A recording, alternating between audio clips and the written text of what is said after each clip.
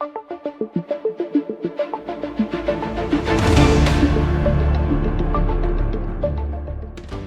Budget को लेकर Bharatiya Janata party बड़ी पिंक पिट नजर आई। वहाँ विपक्ष का सदस्य लगातार बताया कि विपक्ष के लोगों को बाहर बैठा गया।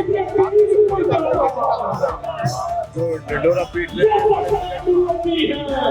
विपक्ष के बजट पास करना चाहते जाए, इसलिए विपक्ष को बाहर रखा गया है। नया सदन है, उसमें भी उसको नहीं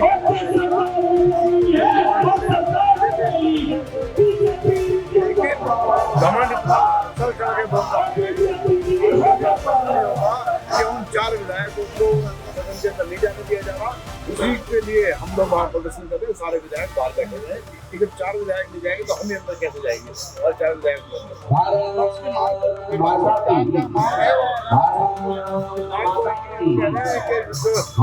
आपको चुना है, भेजा है। आप सदन के अंदर हमारे सदस्य होने चाहिए। हमारे सदस्यों को आप एक छोटे आरोप के ऊपर बाहर निकाल सकते हैं, अंदर नहीं जाते, उसी के विरोध में हम लोग बैठे। अगर सदन के अंदर विपक्ष नहीं है तो सरकार ऐसा कौन सा बजट में खामियां हैं जिसको सरकार छुपाना चाहती है और चुपचाप उसको बात करना चाहती है। इनके नेतृत्व हमारे कुछ मांगे सरकार के सामने रखने के लिए आज धरना आंदोलन कर रहे हैं। तो इसमें सबसे पहले जातीय जनगणना, ओबीसी की जातीय जनगणना होनी चाहिए, क्योंकि 12 जनवरी को जो यानी परिपत्र निकाला शासन ने, उसमें ओबीसी का कोई उल्लेख नहीं किया गया। हर बार शासनदारी कहते हैं, सत्ताधारी कहते हैं कि ओबीसी के लिए हम कुछ ना कुछ करेंगे, लेकिन चुनाव खत्म होने के बाद वो हमें चॉकलेट देते हैं और हमेशा हमारी तरफ डिक्लेयर करते हैं ओबीसी को। तो हमारी पहली मांग तो ये है कि जातीय जनगणना होते समय हमारे ओबीसी की जातीय जनगणना होनी चाहिए। और यहाँ दिल्ली में स्वतंत्र ओबीसी का मंत्रालय होना चाहिए, क्योंकि जो भी योजनाएं केंद्र सरकार की तरफ से स्वतंत्र ओबीसी मंत्रालय होना चाहिए, क्योंकि जो भी योजनाएं ओबीसी के लिए होती है वो आम आदमी तक पहुँचती है, हमारे ओबीसी तक पहुँच नहीं। हमारी जो छात्राएं हैं उनके स्कॉलरशिप का प्रॉब्लम है, उनके रहने का प्रॉब्लम है।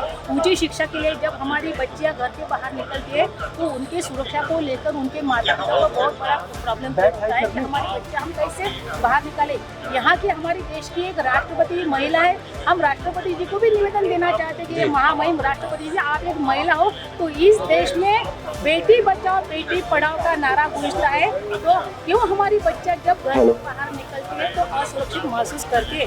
तो हमारी विनती ये भी है कि जब हमारी छात्राएं घर के बाहर निकलेंगी तो उनके रहने के लिए, उनके भोजन के लिए, उनके खाने पीने का प्रबंध होने के लिए हर जिले में 200 लड़की के लिए छात्रावास होने चाहिए। इस मांग को लेकर आई, इसको लेकर क्या मांग है? देखिए, ऐसा है कि जैसा अभी हमारे दीदी ने कहा कि सबसे पहले तो जातीय जनगणना होनी चाहिए। दूसरा ऐसा है कि जो अभी UGC bill SC ST OBC बच्चों को एक समाधान देने के लिए और उनकी रक्षा करने के लिए केंद्र सरकार ने लागू किया था, राष्ट्रीय ओबीसी महासंघ मिलकर स्वागत भी किया। ओबीसी समुदाय की जातवार जनगणना, लेकिन सुप्रीम कोर्ट से कुछ लोगों ने उसके ऊपर स्टे लाया। तो हमारी सरकार से सुप्रीम कोर्ट ने उसको दोबारा रिपीट किया, 2012 के ही आदेश को दोबारा लागू किया। हाँ, नहीं, अभी सिर्फ स्टे है, फाइनल रिजल्ट नहीं आया है। तो हम केंद्र सरकार से अनुरोध करते हैं कि जल्दी से जल्दी वो स्टे हटाकर ये सारे SC ST और पर्टिकुलरली OBC बच्चों को न्याय दे। तीसरी हमारी मांग ऐसी है कि अभी आपने भी सुना होगा, आप दिल्ली में रहते हैं, कि जो पिछले 5 साल से हमारे 1200 बच्चे UPSC एग्जाम पास होने के बाद भी DOBT ने नॉन क्रिमिनल का सर्टिफिकेट जो होता है उसके ऊपर ऑब्जेक्शन लेकर उनको नियुक्तियां नहीं दी। आखिर में सुप्रीम कोर्ट में सेंट्रल गवर्नमेंट गई और वो सरकार ने उनकी ये जो पिटीशन वो खारिज कर दी। यानी अब वो जो 1200 बच्चे हैं पिछले 5 साल से नियुक्ति क्या वेट कर रहे थे सारे एग्जाम क्लियर होने के बाद, तो उस 1200 बच्चों को जल्द से जल्द अपॉइंटमेंट ऑर्डर देना चाहिए और उनको उनकी नियुक्ति करना चाहिए। ये भी हमारी मांग है। दीदी ने जैसा कहा कि केंद्र में OBC मंत्रालय जल्द से जल्द चालू करना चाहिए। आप सब लोगों को मालूम है कि स्थानीय स्वराज्य संस्था में जो हमको 27% आरक्षण मिलता था वो सुप्रीम कोर्ट ने रद्द कर दिया और SC, ST और OBC मिलकर टोटल रिजर्वेशन 50% के ऊपर नहीं जाना चाहिए, ऐसा आदेश दिया।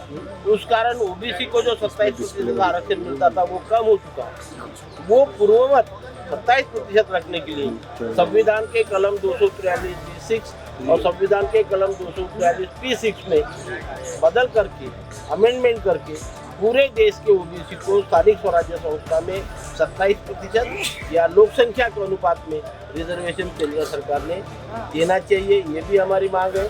सारे तहसील डिस्ट्रिक्ट लेवल पर हमारे बच्चों के लिए हॉस्टल होना चाहिए। डिस्ट्रिक्ट कोर्ट से लेकर सुप्रीम कोर्ट तक जुडिशियरी में OBC को कहीं रिजर्वेशन नहीं, तो जुडिशियरी में भी OBC को रिजर्वेशन लागू किया जाए, ये हमारी मांग है। अभी तक हमको प्रमोशन में रिजर्वेशन नहीं लागू किया, ये प्रमोशन में भी रिजर्वेशन लागू किया जाए, ये भी हमारी मांग है। सारे बच्चों को हर कोर्स में 100% स्कॉलरशिप देना चाहिए। SC, ST को 100% मिलती है, हमको आधे कोर्सेज को 100% देते हैं, आधे कोर्सेज को 50%। तो एक सरीका होना चाहिए। ये सारी मांगों को लेकर आज का ये हमारा धरना कार्यक्रम है। ऐसी हमारी 30 मांगे हैं, ये 30 मांगों को लेकर आज का ये हमारा धरना कार्यक्रम है। अगर मांग नहीं तो आगे क्या रूप रहेगा? रूप तो ये रहेगा, हमारा ये आंदोलन कंटिन्यू चलते रहता है। अभी हम दिल्ली में आए, फिर हर स्टेट में होगा, हर होगा, लेकिन केंद्र सरकार का ध्यान हम हमारी सारे संवैधानिक मांग बोल रहा हूँ, संवैधानिक मांगों की तरफ हमेशा आकर्षित करते रहते हैं। और तभी केंद्र सरकार कभी ना कभी तो भी फिर जाग के उठती है और उसमें से कुछ मांगे पूरी करती है। जब तक के बच्चा रोता नहीं, मार का नींद खुलती नहीं और दूध पिलाती नहीं, तो हमारा वही काम है कि हम हमारे हक के लिए रोते रहे, सरकार को जाग आए और सरकार हमारी मांगे पूरी करे। सरकार के नीचे लगातार 33% को दिखा रही है, वहाँ का हिस्सेदारी राज्य में राज्य में 14% तो वैसे हम लोग पिछले वर्ष में चल रहे हैं। महिलाओं तो और आधा हो गया है, और जो महिला पोस्टिंग हो रही थी उसमें भी अभी बहुत कटौती कर दी। अभी शिक्षा विभाग क्या करें कि वर्ग 2 और वर्ग 3 में वो ला दिया है कि भैया आपको इसमें सब याद नहीं आ रहा है कि इसमें आपको ये पास करना पड़ेगा तो ही आप उसमें शिक्षा जो शिक्षक है वो बन पाओगे, नहीं तो आपको हटा दिया जाएगा। एक तरफ सरकार हमें आगे लेके जाती है, लॉलीपॉप देती है कि नहीं भाई आप ये कर लो तो आप यहाँ बैठ जाओगे, और हर 1-1.5 साल के बाद आप कहती कि नहीं अगर आप इसके आधार में नियम में आते हो तो आप शिक्षक रहोगे, अदरवाइज जो भी नौकरी है इसमें बैठोगे नहीं तो आप पीछे आ जाओगे। तो ये सरकार की मंशा क्या है, वो चाहती क्या है हमसे? एक तो हमें पूरी तरह से हमको 27% आरक्षण दे दिया जाए, जो पद हमारी महिलाओं से लेके खाली है। अभी सर ने ये कहा था UPSC का, तो सच में मेरी बेटी दिल्ली में 4 साल से है करोल बाग में, जिसका 25,000 रुपये पर मंथ खर्चा है। इसके बाद में इंटरव्यू में फेल हो जाती है और बाकी जो बच्चे होते हैं वो पास हो जाते हैं। तो कहीं ना कहीं हम एक मेरी आवाज़ नहीं, सारी महिलाओं की आवाज़ है जो अपनी बच्ची को आज दिल्ली जैसे शहर में एक दिल्ली पहुँचाना बड़ा खतरनाक होता है, तो हम एक सपनों का शहर में पहुँचा रहे ताकि हमारा बच्चा कलेक्टर व SP IAS बन के आए और देश का फ्यूचर सेव करे, और कहीं ना कहीं हम उसे पिछड़ते जा रहे हैं। महिला सशक्तिकरण को लेकर नवरात्र का पावन सप्ताह चल रहा है, और आप जिस तरीके से बैठे, क्या मांग है, क्या राष्ट्रीय OBC हमारी मांग यही है कि जितनी संख्या अपनी OBC के इसमें है तो उनकी संख्या जातिवाद राष्ट्रीय OBC महासंघ और लड़कियों को जिस और सभी पूजा जाता है ये नवरात्र की भारतवर्ष की जाती है सब चीजों से। OBC संगठन जिसमें OBC महासभा, अगर लड़कियां बाहर निकलती BC welfare association Telangana Andhra Pradesh तो उनका शोषण और सभी तकलीफ होती है, माँ बाप पढ़ने भी OBC महासंघ के सिक्योर नहीं महसूस सभी पदाधिकारीगण, लेकिन मम्मी इनका मैं OBC राष्ट्रीय OBC महासंघ की ओर से इस राष्ट्रव्यापी आंदोलन में सभी का स्वागत करता हूं। निवेदन करें और मैं राष्ट्रीय OBC महासंघ के राष्ट्रीय अध्यक्ष डॉक्टर बबन राव तायवाड़ी साहब जी से गुजारिश करता हूं वो अपनी किन मांगों को लेकर जंतर मंतर आना पड़ा? आखिर 23 मार्च का दिन ही क्यों चुनाव, क्या मांग है सरकार से नियम और नियमावली के साथ? स्वामी, सबसे पहले तो आपके चैनल को सैल्यूट और सलाम जी। आपने कहा आज ही क्यों जी आज जो है 23 मार्च का दिन है, जी भगत सिंह राजगुरु सुखदेव ने जो शहादत दी उसका दिन है। जी आज ही काला कानून लेके आ रही है सरकार ऑर्गेनाइज सर्विस के खिलाफ। जी केंद्रीय अर्धसैनिक बल के 13,000 कैडर ऑफिसर के ऊपर ये फोड़ा है। जी 23 मई 2025 पिछले साल सुप्रीम कोर्ट ने फैसला दिया कि जो कैडर ऑफिसर जो कमान अधिकारी उनको भी टाइम बॉन्ड IPS को कम किया जाए। जी बड़ी बात ये है कि भैया हमारे 15 साल से कमांडेंट डिप्टी कमांडेंट से 2IC नहीं बन रहे, सहायक कमांडेंट 16 साल हो गए, वो अजय मलिक हाँ, जो भी हाई आधार से होता है। बताइए आप, उसने देश के लिए टांग दान कर दी। अब आपके सपने को तो हम पूरा करते हैं माननीय अमित शाह जी। आपके जो आपने कहा कि भाई 31 मार्च तक नक्सलवाद देश से खत्म हो जाएगा, उसको कौन कर रहा है? हम लोग तो कर रहे हैं। CRPF के जवान आए दिन शहीद हो रहे हैं, शहादत में भेदभाव क्यों? ऊपर से आप काला कानून लेके आ गए।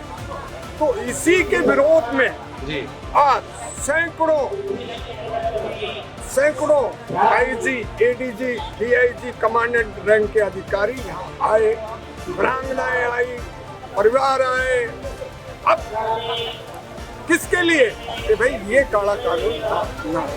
पीछे देखो ना, पूरी दिल्ली तो हमने सवाल किया, आरएफ के जवान खड़े थे, पूरे CRP के जवान, बॉर्डर पे BSF है, 118 बनकर BSF ने उड़ाए थे ऑपरेशन सिंदूर में, माननीय गृह मंत्री तो साहब अब हमने संसद को बचाया, इवन भगवान रामलला को बचाया। तो सवाल ये है कि हमको कौन बचाए? ऊपर से आप ये काला कानून लेके आ गए, जिससे बंगाल में 480 कंपनी तैनात की गई है इलेक्शन के लिए। उसकी कमान कौन कर रहा है? कमान अधिकारी। यही हाल सिपाही, हवलदार और सब इंस्पेक्टरों का है। 20-20 साल हो गए, पूछ लो वो चुनाव करे, आज तक ASI हवलदार नहीं बन पाए। जहाँ देश में समान कानून, समान व्यवस्थाओं की बात देश के प्रधानमंत्री लाल किले के पर्ची से कहते हैं, हर बड़े मंचों से कहते हैं कि देश में एक संविधान, एक कानून, एक विधान, लेकिन पक्षपात की परिभाषा जो आप दिखा रहे हैं, ये कहीं ना कहीं दोगलेपन को दर्शाती है। अगर ये मांग यहाँ पूरी नहीं तो आगे क्या रुक रहेगा? देखिए, 2.5 दिन का सांसद, फुल पेंशन जो 40 साल देश सेवा दे, जिनके बीच में प्रधानमंत्री जी दिवाली मनाए आए साल, उन चौकीदारों की पेंशन बंद। ये हमारी मांग है कि हम ये चाहते हैं, एक बड़ा प्रदर्शन करेंगे हम क्योंकि हम संख्या बल हमारी कितनी है साहब मालूम है? 20 लाख पैरामिलिट्री परिवार, हर परिवार में 5 वोट, कितने हो गए? 1 करोड़। हमारा चाचा, ताऊ, मामा, भांजे 10 करोड़।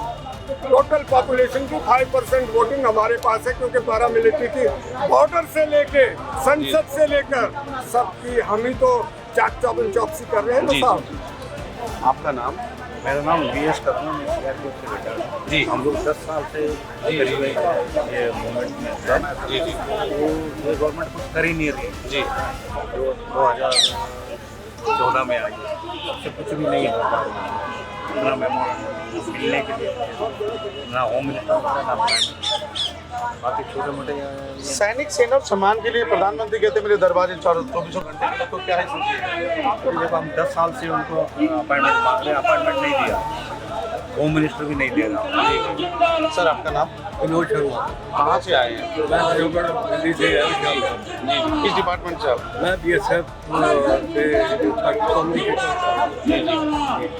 तो क्या मांग है, किन मांगों लेकर? मांग है, आपको पता है कि सारा जितना भी है हमारी अभी तो जो अगस्त के लिए और OPS और ये जो हमारा OROP जी, बाकी और भी बहुत ज़्यादा डिमांड है हमारी, लेकिन अभी जो इन्होंने सुप्रीम कोर्ट में ये चीज़ें उठा दी हमारे अगेंस्ट जो लेकर के आ गए, अभी उसके अगेंस्ट हम लोग यहाँ पे अपने धरना प्रदर्शन कराए। आपका नाम? मेरा नाम तारादास शर्मा है। कहाँ से आप आए हैं? मैं उत्तराखंड से आया हूँ। उत्तराखंड में कहाँ से? देवभूमि? देवभूमि उत्तराखंड, अल्मोड़ा से आया हूँ। अच्छा। तो अल्मोड़ा से आया हूँ, इसलिए यहाँ पर ये लगातार हमको 2014 से आज तक हम लगातार लगे हुए हैं हमारी मांग। तो आज जो बिल आ रहा है, आखिर जहाँ देश के प्रधानमंत्री सेना और सम्मान के लिए बड़ी बड़ी बातें लाल किले के पर्ची से लगातार चारों तरफ आवाज बुलंद करते हैं, वहीं आखिर जंतर मंतर पर विकास सौतेले व्यवहार को लेकर पहुंचे हैं। आखिर किन मांगों को लेकर आप यहाँ पहुंचे हैं? एक दिल्ली पुलिस के जवान के आप बेटी हैं, खुद एक मेहनती बच्ची है, देश की बेटी है। आज जहाँ नवरात्र के पावन पर्व पर पूरा देश बेटियों की पूजा कर रहा है और माता की पूजा कर रहा है, वो आज के क्यों ऐसा समय चुना और किन बातों को लेकर आप पूछे? आज भगत सिंह का दिन है जिन्होंने हमारे देश के लिए सेक्रीफाइस किया, जो बूथ के लिए बहुत बड़ा आइकन है। तो आज के दिन पार्लियामेंट में जो बिल पेश करने जा रहे हैं जो बिल्कुल ही गलत है, पैरामिलिट्री के खिलाफ है। वो सिर्फ पैरामिलिट्री के खिलाफ नहीं, हमारे देश के खिलाफ है, क्योंकि पैरामिलिट्री हमारी दिन रात सुरक्षा करती है, उनकी वजह से घर पे चैन से सो पा रहे हैं। तो इनकी जो पेंशन का है, NFF का है, ऑर्गेनाइज्ड होगास का राइट है, वो इनका नेचुरल जस्टिस है। और जब अर्धसैनिक बल सैनिक कॉन्स्टिट्यूशन के इनके प्रावधान इनके क्लोज में लिखा हुआ है, तो पेंशन तो उसी में ही होनी चाहिए थी। लेकिन इन लोगों ने ऐसी नौबत ला दी, लॉबी ने, IPS लॉबी लगातार इसमें इंटरफेयर करती आई है। जब इनका बुरा समय था, जब नक्सलवाद था, जब तो IPS लॉबी कभी नहीं आई। और अब जब इन्होंने सारा नक्सलवाद खत्म कर दिया और BSF CRPF ने मिलकर पूरी पैरामिलिट्री लड़ाइयाँ लड़ी, अब ये मलाई खाने के लिए इधर आ जाते हैं। एक पैरामिलिट्री फोर्सेस का जो डायरेक्ट अफसर होता है वो अपने लास्ट टाइम पे IGF वहाँ तक आता है, ये लोग आते हैं पोस्टें खा रहे हैं, लेकिन उनका मोरल डाउन हो रहा है। जब देश का एक जो दिन रात हमारे लिए तैनात है उसका मोरल डाउन होगा तो देश की सुरक्षा कैसे कर पाएगा? तो ये पार्लियामेंट में बिल्कुल गलत बिल पेश कर रहे हैं और सारे यूथ को, पूरे हिंदुस्तान के एक एक युवा का कर्ज है इन लोगों का हम पर, तो हमें इनके साथ खड़ा होना चाहिए, इनकी पेंशन के लिए खड़ा होना चाहिए। सर आपका नाम? मेरा नाम है सत्यवीर सिंह चौधरी जी, कहाँ से आप आए हैं? CISF से कमांडेंट रैंक से रिटायर्ड हूँ और गुड़गांव में रहता हूँ। किन मांगों को लेकर जंतर मंतर पर जहाँ सैनिक सम्मान के लिए सरकार लगातार प्रयास करती है, आखिर आप लोग अगर जंतर मंतर रहेंगे तो देश को क्या संदेश जाएगा? ये ऐसा है, जब अन्याय होता है ना किसी भी फोर्स के साथ, तो फिर फोर्स के जो लोग हैं वो ये करना ही पड़ता संघर्ष। अभी जैसे सुप्रीम कोर्ट में केस जीते हैं भाई, वो GAS बोलते हैं।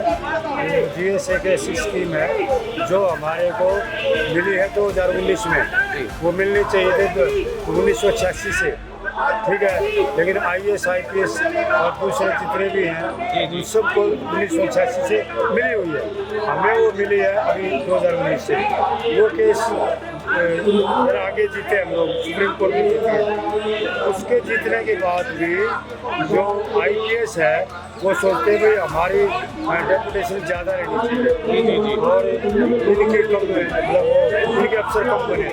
मेन लड़ाई वही है, ये मतलब प्रमोशन का स्टैग्नेशन जो इस वजह से है।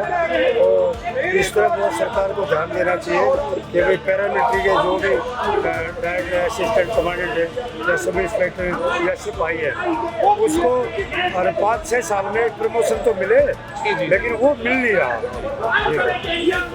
अपनी मांग को लेकर जहाँ आप देखा ये व्यवस्था, जहाँ नक्सलवाद की हम बात करते हैं, नक्सलवाद की बात करते हैं, आतंकवाद की बात करते हैं, उग्रवाद की बात, जहाँ देश में एक संविधान, एक कानून, एक नियमन है, वही पक्षपात की पुलिस को लेकर देख सकते हैं CSF BSF और अर्धसैनिक बलों के लोग आज जंतर मंतर पहुंचे अपनी मांग को लेकर।